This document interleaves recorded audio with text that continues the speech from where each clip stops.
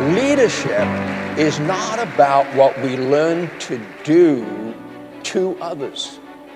Leadership is about what we learn to be for others.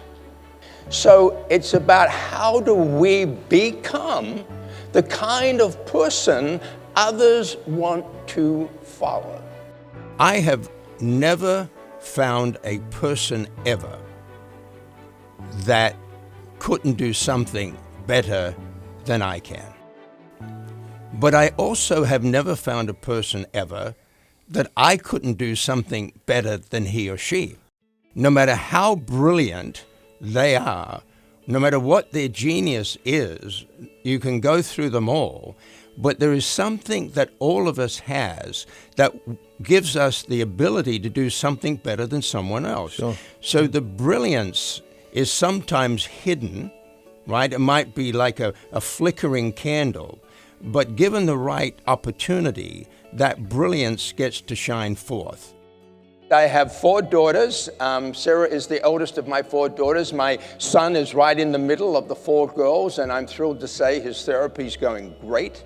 How will I know I have been a successful parent? As I'm pushing Sarah out of the nest and she's going off to create her own life, what would be a quality? If I had to refine it down to one thing, what would that one thing be that I would want her to have more than any other quality? And it's the simplest thing. But here's what it is. Confidence.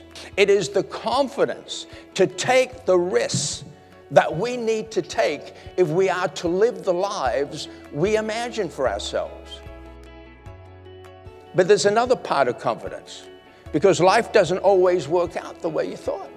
It takes some interesting detours. It provides some major challenges in life, and I've been through several of them. But it's the confidence that no matter what challenges life presents, you know you can handle it. And it simply comes down to this. They have a sense of purpose. They believe that their lives matter. That even though there's 7 billion people on the planet, they believe that they bring something to the world that nobody else does.